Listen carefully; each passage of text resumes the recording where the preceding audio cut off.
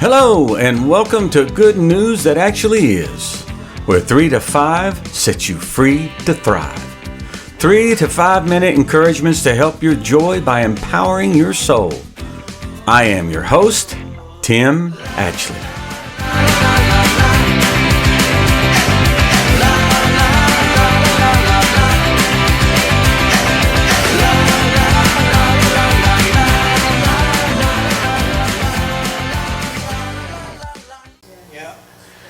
You can't afford to give in to fear politically. You can't afford to give in to fear medically, emotionally. You can't afford to give in fear in finances. You can't afford to give in to fear in any of these areas. Because fear is not your friend.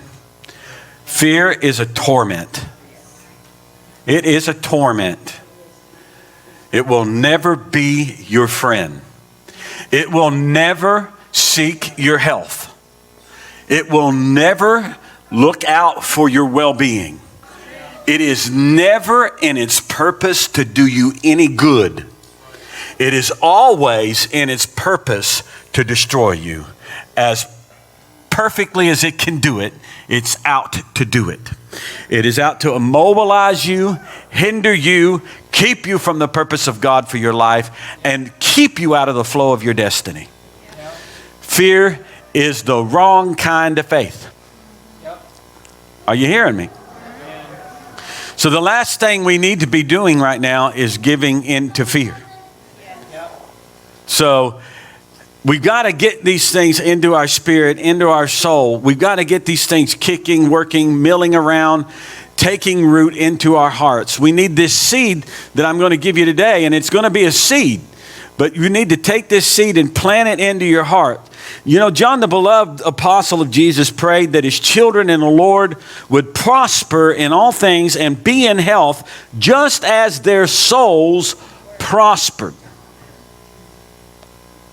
John also declared that he had no greater joy than to hear that his children were walking in the truth. You can find those passages in 3 John 2 and 3 John 4.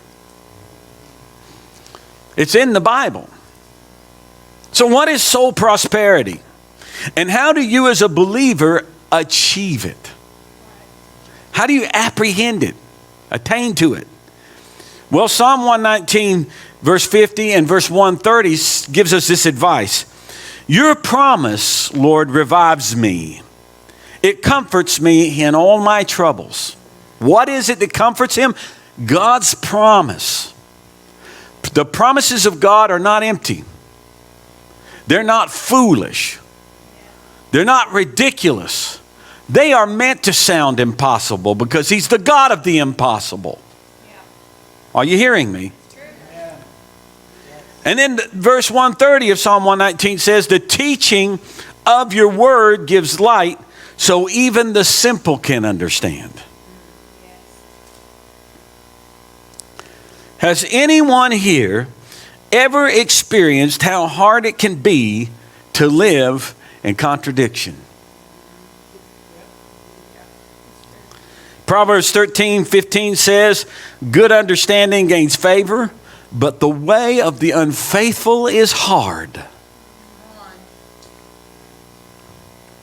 The word unfaithful in the Hebrew means to act or deal treacherously.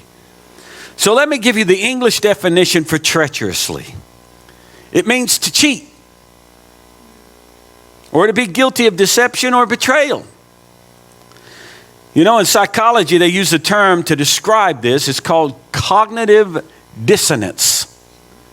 Cognitive dissonance. This is what happens when someone acts against their inner convictions. It is considered to be the root of much mental illness. The reason you cannot give in to fear is never in step with the will of God for your life. Fear will always lead you into an inner contradiction. It brings you to a place of living in continual contradiction. Your spirit within finds itself warring against your soul when you're in fear. You're fighting against yourself internally when you let yourself go there. This is what will happen.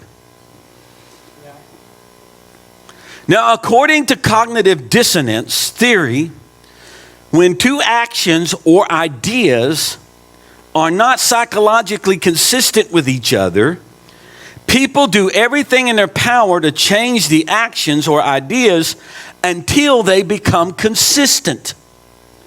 The mental discomfort is triggered by the person's deep-held belief clashing with the new information they have received. There's a lot of people that are battling this right now, in the church and outside the church. Now, when this occurs, their mind wrestles to find a way to resolve the contradiction and reduce the discomfort. Right. You will try to find a way in your soul to explain away what your spirit is trying to rise up and tell you is the right thing. Now, coping with the nuances of contradictory ideas or experiences is mentally stressful. It requires energy and effort to deal with opposite things that seem true based on how real they feel. Now, it's been proven that some people resolve their cognitive dissonance by blindly believing whatever they want to believe. And they speak it over and over to solidify it.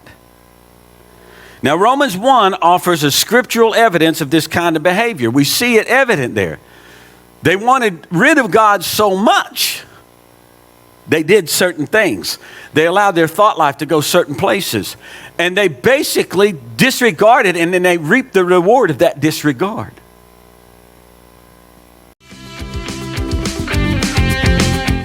Thanks for tuning in today. Never forget that you are loved by a faithful God whose obedient Son, Jesus Christ, willingly died on a cross so that you can live today and always from the abundance of His life in you. Please subscribe and share this with others so that they too can experience the 3 to 5 that sets you free to thrive.